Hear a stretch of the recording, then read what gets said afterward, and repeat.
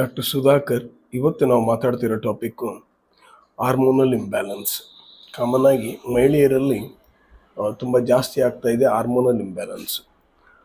Common ಆಗಿ ಈ hormones ಏನಿದೆಯಲ್ಲ, ನಮ್ಮ ಒಂದು ದೇಹದಲ್ಲಿರುವ ಒಂದು ಕೆಮಿಕಲ್ ಮೆಸೆಂಜರ್ ಅಂತ. ಅಂದರೆ ನಮ್ಮ ದೇಹದಲ್ಲಿ ಏನು ಒಂದು ಕೆಮಿಕಲ್ಸ್ ಪ್ರೊಡ್ಯೂಸ್ ಆಗುತ್ತಲ್ಲ, ಆ ಹಾರ್ಮೋನ್ಸ್ಗಳು ಏನು ಮಾಡ್ತವೆ ಅಂತಂದರೆ, ಅವುಗಳನ್ನು ಬ್ಲಡ್ ಸ್ಟ್ರೀಮಲ್ಲಿ ಅಂದರೆ ಬ್ಲಡ್ಡಲ್ಲಿ ತಗೊಂಡು ಪ್ರತಿ ಸೆಲ್ಲಿಗೂ ಮತ್ತು ಆರ್ಗನ್ಗಳಿಗೆ ತಲುಪಿಸ್ತವೆ. ಅಂದರೆ ಒಂಥರ ಪೋಸ್ಟ್ ಮ್ಯಾನ್ ಥರ ಕೆಲಸ ಮಾಡ್ತವೆ ಅಂತ ಹೇಳ್ಬೋದು. ಹಾಗೆ ಕೆಲಸ ಮಾಡಿದಾಗ ಅದರಿಂದ ಮೇಜರ್ ಆಗಿ ಹಾರ್ಮೋನ್ಗಳ ಕೆಲಸಪ್ಪ ಅಂದರೆ ಒಂದು ಮೆಟಬಾಲಿಸಮ್, ಅಂದರೆ ಒಂದು ಬಾಡಿಯಲ್ಲಿ ನಡೆಯುವಂಥ ಮೆಟಬಾಲಿಸಮ್ ಆ್ಯಂಡ್ ರೀಪ್ರೊಡಕ್ಷನ್ ಅಂತಲೂ ಹೇಳ್ಬೋದು ಕಾಮನ್ ಆಗಿ. ಆಮೇಲೆ ಈ ಒಂದು ಹಾರ್ಮೋನಲ್ ಇಂಬ್ಯಾಲೆನ್ಸ್ ಏನಿದೆಯಲ್ಲ, ಇತ್ತೀಚಿನ ದಿನಗಳಲ್ಲಿ ಇದು ಜಾಸ್ತಿ ಆಗ್ತಾ ಇದೆ. ಯಾವ ಥರಪ್ಪ ಅಂದರೆ, ಹಾರ್ಮೋನ್ಸ್ ಜಾಸ್ತಿ ಆಗ್ಬೋದು, ಇಲ್ಲ ಕಮ್ಮಿ ಆಗ್ಬೋದು. ಕಾಮನ್ ಆಗ್ಯಪ್ಪ ಅಂತಂದರೆ ಮಹಿಳೆಯರಲ್ಲಿ ಈಸ್ಟ್ರೋಜನ್ನು, ಪ್ರೊಜೆಸ್ಟ್ರಾನ್ ಇರ್ಬೋದು, ಥೈರಾಯ್ಡ್ ಇರ್ಬೋದು, ಕಾರ್ಟಿಸೋಲ್ ಇರ್ಬೋದು, ಈ ಥರದ್ದೆಲ್ಲ ಇನ್ನಿತರ ಹಾರ್ಮೋನ್ಗಳೆಲ್ಲವೂ ಜಾಸ್ತಿ ಆಗಲಿ ಕಮ್ಮಿ ಆಗಲಿ ಅದರಿಂದ ತೊಂದರೆ ಆಗುತ್ತೆ ಕಾಮನ್ ಆಗಿ. ಹಾಗಾಗಿ ಇವಾಗ ಒಂದೊಂದೇ ನೋಡೋಣ ಫ್ರೆಂಡ್ಸ್. ಕಾಮನ್ ಆಗಿ ಮಹಿಳೆಯರಲ್ಲಿ ಹಾರ್ಮೋನಲ್ ಇಂಬ್ಯಾಲೆನ್ಸ್ ಆಗಲಿಕ್ಕೆ ಪ್ರಮುಖ ಕಾರಣಗಳು ಯಾವುದಪ್ಪ ಅಂತಂದರೆ, ಒಂದು ಸ್ಟ್ರೆಸ್ಫುಲ್ ಲೈಫ್ ಅಂತ ಹೇಳ್ಬೋದು. ಅಂದರೆ ಜೀವನದಲ್ಲಿ ಸ್ಟ್ರೆಸ್ ಇರುವಂಥ ವ್ಯಕ್ತಿಗಳಿಗೆ ಕೂಡ ಹಾರ್ಮೋನಲ್ ಇಂಬ್ಯಾಲೆನ್ಸ್ ಆಗಲಿಕ್ಕೆ ಚಾನ್ಸಸ್ ಇರುತ್ತೆ. ಆಮೇಲೆ ಅದೇ ಥರನೇ ಒಂದು ಊಟದಲ್ಲಿ ಸರಿಯಾಗಿ, ಅಂದರೆ ಒಂದು ಪೂರ್ ಡಯಟ್ ಅಂತ ಹೇಳ್ಬೋದು. ಅಂದರೆ ಸರಿಯಾಗಿ ಊಟ ಮಾಡದೇ ಇರೋದು, ಅಂದರೆ ಕಂಪ್ಲೀಟ್ ಬ್ಯಾಲೆನ್ಸ್ಡ್ ಊಟ ತಿನ್ನದೇ ಇರ್ಬೋದು, ಅದು ಕೂಡ ಇರ್ಬೋದು. ಆಮೇಲೆ ಅದ್ರ ಜೊತೆಗೆ ಒಂದು ಫಿಸಿಕಲ್ ಆ್ಯಕ್ಟಿವಿಟಿ, ಅಂದರೆ ಏನಾದರೂ ಒಂದು ಎಕ್ಸಸೈಸ್ ಮಾಡ್ದೇನೆ, ಯಾವುದೇ ಆ್ಯಕ್ಟಿವಿಟೀಸ್ ಮಾಡ್ದೇನೆ ಕೂತಲ್ಲೇ ಕೂತ್ಕೊಂಡು ಕೆಲಸ ಮಾಡೋದು ಜಾಸ್ತಿ ಆಗಿದೆ ಇತ್ತೀಚಿನ ದಿನಗಳಲ್ಲಿ. ಕಾಮನ್ ಆಗಿ ಯಾರು ಲ್ಯಾಕ್ ಆಫ್ ಫಿಸಿಕಲ್ ಆ್ಯಕ್ಟಿವಿಟಿ ಇರುತ್ತೆ ಅಂಥವರಿಗೆ ಹಾರ್ಮೋನಲ್ ಇಂಬ್ಯಾಲೆನ್ಸ್ ಕಾಣಿಸ್ಕೊಳ್ಳೋದು ತುಂಬ ಈಸಿ ಅಂತಲೇ ಹೇಳ್ಬೋದು. ಆಮೇಲೆ ಜೆನೆಟಿಕ್ ಆಗಿ, ಅಂದರೆ ಅವ್ರ ಮನೆಯಲ್ಲಿ ಯಾರಾದರೂ ಅವರ ಅಮ್ಮಂದಿರು, ಚಿಕ್ಕಮ್ಮ, ಈ ಥರದಲ್ಲಿ ಮನೆಯಲ್ಲಿ ಯಾರಿಗಾದರೂ ತೊಂದರೆ ಇತ್ತಪ್ಪ ಅಂದರೆ ಅದು ಜೆನೆಟಿಕಲಿ ಮಕ್ಕಳಿಗೆ ಕೂಡ ಬರ್ಬೋದು. ಹಾಗಾಗಿ ಅದು ಒಂದು ಕಾರಣ ಅಂತ ಹೇಳ್ಬೋದು. ಆಮೇಲೆ ಮೆಡಿಕಲ್ ಕಂಡೀಷನ್ಸ್, ಸಮ್ ಕಂಡೀಷನ್ಸ್ ಇದೆ. ಅಂದರೆ ಒಂದು PCOS ಇರ್ಬೋದು, PCOD ಇರ್ಬೋದು, ಇಂಥ ಕಂಡೀಷನಲ್ಲಿ ಕೂಡ ಹಾರ್ಮೋನಲ್ ಇಂಬ್ಯಾಲೆನ್ಸ್ ಆಗುತ್ತೆ. ಆಮೇಲೆ ಈ ಥೈರಾಯ್ಡ್ ಇತ್ತೀಚಿನ ದಿನಗಳಲ್ಲಿ ಜಾಸ್ತಿ ಆಗಿದೆ. ಈ ಥೈರಾಯ್ಡ್ ತೊಂದರೆ ಆಗಿರ್ಬೋದು, ಅಂದರೆ ಹೈಪೋಥೈರಾಯ್ಡ್ ಆಗಿರ್ಬೋದು, ಹೈಪರ್ ಥೈರಾಯ್ಡ್ ಆಗಿರ್ಬೋದು, ಆಮೇಲೆ ಗೊಯ್ಟರು, ಈ ಥರದ್ದೆಲ್ಲ ಕಾಂಪ್ಲಿಕೇಶನ್ಸ್ ಕೂಡ ಆಗಿರ್ಬೋದು. ಇವೆಲ್ಲ ಕಾಮನ್ ಆಗಿ ಥೈರಾಯ್ಡ್ ತೊಂದರೆ ಹಾರ್ಮೋನಲ್ ಇಂಬ್ಯಾಲೆನ್ಸ್ ಅಂತ ಹೇಳ್ಬೋದು. ಆಮೇಲೆ ಯಾರಿಗೆ ಡಯಾಬಿಟಿಕ್ಕಲ್ಲಿ ಕೂಡ ಇದು ಒಂದು ಹಾರ್ಮೋನಲ್ ಇಂಬ್ಯಾಲೆನ್ಸ್ ಅಂತಲೇ ಹೇಳ್ಬೇಕು. ಕಾಮನ್ ಆಗಿ ಜೀವನ ಶೈಲಿಯ ಒಂದು ಕಾಯಿಲೆ ಇದು. ಒಂದು ಇನ್ಸುಲಿನ್ ಅನ್ನೋ ಹಾರ್ಮೋನು ಕೆಲಸ ಸರಿಯಾಗಿ ಮಾಡದೇ ಇದ್ದಾಗ ಒಂದು ಡಯಾಬಿಟಿಕ್ ಆಗ್ತಾರೆ. ಹಾಗಾಗಿ ಇವೆಲ್ಲ ಕಾರಣಗಳಂತ ಸರ್ವೇ ಸಾಮಾನ್ಯವಾಗಿ ಹೇಳ್ಬೋದು. ಹಾರ್ಮೋನಲ್ ಇಂಬ್ಯಾಲೆನ್ಸ್ನ ಪ್ರಮುಖ ಲಕ್ಷಣಪ್ಪ ಅಂತಂದರೆ ದೇಹದಲ್ಲಿ ತೂಕದ ಹೆಚ್ಚಳ ಅಂತ, ಅಂದರೆ ವೇಟ್ ಗೇನು.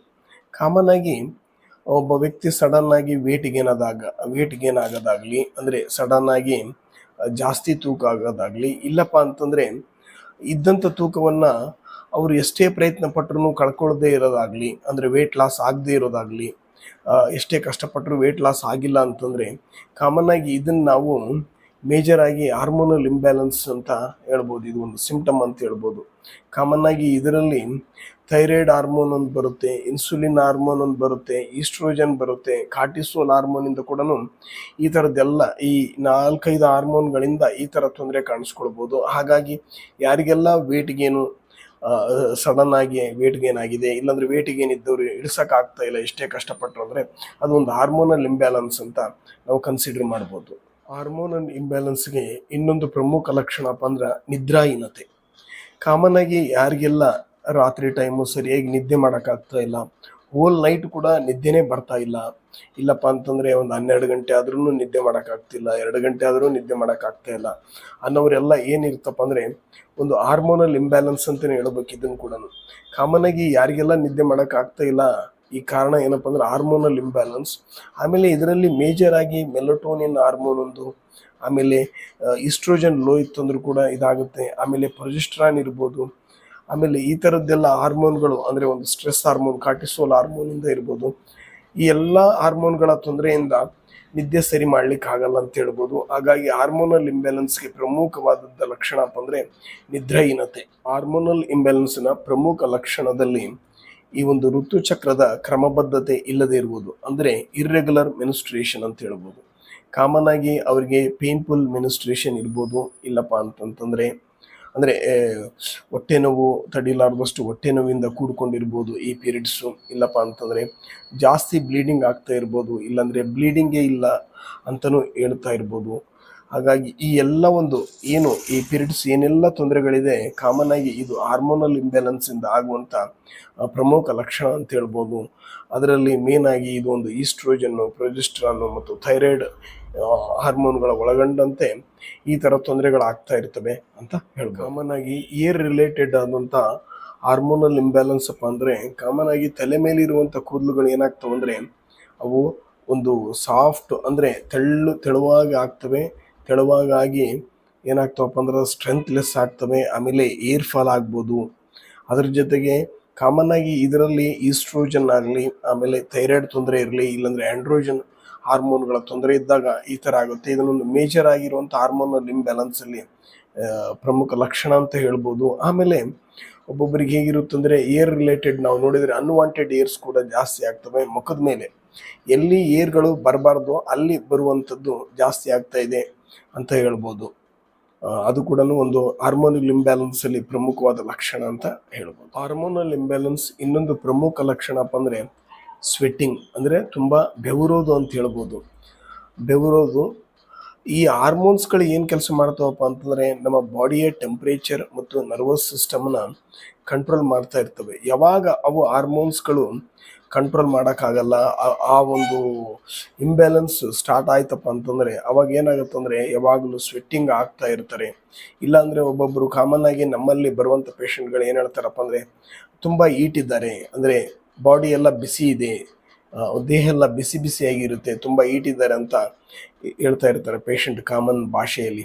ಅದು ಕೂಡ ಒಂದು ಕಾಮನ್ ಆಗಿ ಯಾವಾಗಲೂ ಬಾಡಿ ಬೆಚ್ಚಗಿರೋದಾಗಲಿ, ಅಂದರೆ ಕಾಮನ್ ಇರುವುದಷ್ಟಕ್ಕಿಂತ ಇನ್ನೂ ಜಾಸ್ತಿ ಬಾಡಿ ಈಟಿರುತ್ತೆ. ಹಾಗಾಗಿ ಅದು ಕೂಡ ಒಂದು ಹಾರ್ಮೋನಲ್ ಇಂಬ್ಯಾಲೆನ್ಸ್ ಅಂತ ಹೇಳ್ಬೋದು. ಮಹಿಳೆಯರಲ್ಲಿ ಕಾಮನ್ ಆಗಿ ಸಂತಾನಹೀನತೆ ಅನ್ನೋದು ಹಾರ್ಮೋನಲ್ ಇಂಬ್ಯಾಲೆನ್ಸಿಂದ ಕಾಣಿಸ್ಕೊಳ್ಬೋದು. ಅಂದರೆ ಒಂದು ಇನ್ಫರ್ಟಿಲಿಟಿ, ಯಾವಾಗಿದು ಸಂತಾನಹೀನತೆ ಆಗುತ್ತೆ ಅಂದರೆ ಮಕ್ಕಳಾಗದೇ ಇರೋದಾಗಿರಲಿ, ಆಮೇಲೆ ಪ್ರೆಗ್ನೆನ್ಸಿ ಬಂದಾಗ ಕೂಡ ಒಂದು ಮಿಸ್ಕ್ಯಾರೇಜಸ್ಸು ಜಾಸ್ತಿ 2-3 ತಿಂಗಳಲ್ಲಿ ಮಿಸ್ಕ್ಯಾರೇಜಸ್ ಆಗೋದಾಗಲಿ, ಇದೂ ಕೂಡ ಒಂದೊಂದ್ಸಲಿ ಏನಾಗುತ್ತೆ ರಿಲೇಟ್ ಆಗುತ್ತೆ. ಹಾರ್ಮೋನಲ್ ಇಂಬ್ಯಾಲೆನ್ಸ್ ಇದ್ದರೆ ಈ ಥರ ತೊಂದರೆಗಳು ಕಾಣಿಸ್ಕೊಳ್ಬೋದು. ಹಾಗಾಗಿ ಯಾರಿಗೆ ಇನ್ಫರ್ಟಿಲಿಟಿ ಆಗಲಿ, ಪ್ರೆಗ್ನೆಂಟ್ ಆದ ನಂತರ 2-3 ತಿಂಗಳಲ್ಲಿ ಮಿಸ್ಕ್ಯಾರೇಜಸ್ ಆಗೋದು ಕೂಡ ಹಾರ್ಮೋನಲ್ ಒಂದು ಇಂಬ್ಯಾಲೆನ್ಸ್ಗೆ ರಿಲೇಟ್ ಮಾಡ್ಬೋದು. ಇವು ಒಂದು ಮೇನ್ ಸಿಂಪ್ಟಮ್ಸ್ ಅಂತಲೂ ಹೇಳ್ಬೋದು. ಕಾಮನ್ ಆಗಿ ಇನ್ನೊಂದು ಪ್ರಮುಖ ಲಕ್ಷಣಪ್ಪ ಅಂತಂದರೆ ಮೂಡ್ ಸ್ವಿಂಗ್ಸ್, ಅಂದರೆ ಸ್ಟೆಬಿಲಿಟಿ ಆಗಿರಲ್ಲ ಅವರ ಮೂಡ್ ಅಂತ ಹೇಳ್ಬೋದು. ಅಂದರೆ ಒಂದೇ ಥರನೇ ಆಗಿರಲ್ಲ ಮಹಿಳೆಯರಲ್ಲಿ. ಆ ಮೂಡು ಯಾವ ಥರ ಇರಪ್ಪ ಅಂದರೆ ಒಂದೊಂದ್ಸಲ ಭಯದಲ್ಲಿರ್ತಾರೆ, ಇಲ್ಲಪ್ಪ ಅಂದರೆ ಒಂದು ಆತಂಕದಲ್ಲಿರ್ತಾರೆ, ಇಲ್ಲಪ್ಪ ಅಂದರೆ ಒಂದು ಅದೇ ಡಿಪ್ರೆಷನ್ನಲ್ಲಿ ಇರ್ಬೋದು. ಇಲ್ಲ ಅಂತಂತಂದರೆ ಅವರಿಗೆ ಮೂಡು ಚೇಂಜ್ ಆಗ್ತಾನೇ ಇರುತ್ತೆ, ಒಂದು ಸ್ಟೆಬಿಲಿಟಿಯಾಗಿ ಇರಲ್ಲ. ಒಂದು ಕಿರಿಕಿರಿ, ಇರಿಟೇಬಿಲಿಟಿ ಈ ಥರದ್ದೆಲ್ಲ ಕಾಣಿಸ್ಕೊಳ್ತಾ ಇರುತ್ತೆ. ಆಮೇಲೆ ಸ್ಟ್ರೆಸ್ಸು ಈ ಥರದ್ದೆಲ್ಲ ಇರುತ್ತೆ. ಯಾವಾಗ ಈ ಥರದ್ದೆಲ್ಲ ಕಾಣಿಸ್ಕೊಳ್ಳುತ್ತೆ ಕಾಮನ್ ಆಗಿದು ಒಂದು ಹಾರ್ಮೋನಲ್ ಇಂಬ್ಯಾಲೆನ್ಸ್ನ ಪ್ರಮುಖ ಲಕ್ಷಣ ಅಂತ ಹೇಳ್ಬೋದು. ಕಾಮನ್ ಆಗಿ ಈಸ್ಟ್ರೋಜನ್ ಆಗಲಿ, ಪ್ರೊಜೆಸ್ಟ್ರಾನ್ ಆಗಲಿ, ಇಲ್ಲಪ್ಪ ಅಂತಂದರೆ ಒಂದು ಟೆಸ್ಟೋಸ್ಟಿರಾನ್ ಆಗಲಿ, ಒಂದು ಕಾರ್ಟಿಸೋಲ್ ಲೆವೆಲ್ಸ್ಗಳು ತೊಂದರೆ ಆದಾಗ, ಒಂದು ಹಾರ್ಮೋನಲ್ ಇಂಬ್ಯಾಲೆನ್ಸ್ ಆದಾಗ ಈ ಥರದ್ದೆಲ್ಲ ಕಾಣಿಸ್ಕೊಳ್ಬೋದು. ಒಂದು ಮೂಡ್ ಸ್ವಿಂಗ್ಸು ಜಾಸ್ತಿ ಅಂತ ಹೇಳ್ಬೋದು ಹಾರ್ಮೋನಲ್ ಇಂಬ್ಯಾಲೆನ್ಸ್ ಇರೋರಿಗೆ. ಒಬ್ಬೊಬ್ಬರು ಹೇಗಾಗುತ್ತಪ್ಪ ಅಂದರೆ ಯಾವಾಗಲೂ ಸುಸ್ತು ಅಂತ ಇರ್ತಾರೆ. ಒಂದು ಅನ್ಎಕ್ಸ್ಪೆಕ್ಟೆಡ್ ಆಗಿರ್ಬೋದು, ಇಲ್ಲಪ್ಪ ಅಂದರೆ ಅನ್ರೀಸನ್ ಅಂತಲೇ ಹೇಳ್ಬೋದು. ಅಂದರೆ ಯಾವುದೇ ಕಾರಣವಿಲ್ಲದೆ ಸುಸ್ತಾಗೋದು, ಅದನ್ನು ಕೂಡ ನಾವು ಹಾರ್ಮೋನಲ್ ಇಂಬ್ಯಾಲೆನ್ಸ್ ಅಂತ ಹೇಳ್ಬೋದು. ಅಂದರೆ ಅವರು ಕಂಪ್ಲೀಟ್ಲಿ ಒಂದು ರೆಸ್ಟ್ ತೊಗೊಂಡು, ಅಂದರೆ ಒಳ್ಳೆ ನಿದ್ದೆ ಮಾಡಿ ಎದ್ದಾಗ ಕೂಡ ಅವರಿಗೆ ಒಂದು ಯಾವ ಥರ ಇರ್ತಾರಪ್ಪ ಅಂದರೆ ಸ್ಟ್ರೆಸ್ಫುಲ್ಲಾಗಿ, ಇಲ್ಲಾಂದರೆ ಒಂದು ಸುಸ್ತು ಅನ್ನೋ ಒಂದು ಫೀಲಿಂಗಲ್ಲಿ ಇರ್ತಾರೆ. ಅಂಥದ್ದನ್ನು ಕೂಡ ನಾವು ಹಾರ್ಮೋನಲ್ ಇಂಬ್ಯಾಲೆನ್ಸ್ಗೆ ಇದನ್ನು ಮಾಡ್ಬೋದು. ಹಾಗಾಗಿ ಅದನ್ನು ಕೂಡ ಒಂದು ಸುಸ್ತು ಅನ್ನೋದು, ಅಂದರೆ ಫೆಟಿಗ್ ಅನ್ನೋದು ಹಾರ್ಮೋನಲ್ ಇಂಬ್ಯಾಲೆನ್ಸಿಂದ ಕೂಡ. ಹಾರ್ಮೋನಲ್ ಇಂಬ್ಯಾಲೆನ್ಸ್ನ ಒಂದು ವೇಳೆ ಲಕ್ಷಣಗಳಿಂದ ನೋಡಿ ಇದು ಮಾಡ್ಬೋದು, ಗೊತ್ತು ಮಾಡ್ಕೋಬೋದು. ಇಲ್ಲಪ್ಪ ಅಂತಂದರೆ blood test, urine test, X ray, MRI ಈ ಥರದ ತೊಂದರೆಗಳಿಂದ ಕೂಡ ಅವರಿಗೆ ಏನೆಲ್ಲ ತೊಂದರೆ ಆಗಿದೆ ಅಂತಂದು ತಿಳ್ಕೊಬೋದು ಕಾಮನ್ ಆಗಿ. Okay friends, thank you.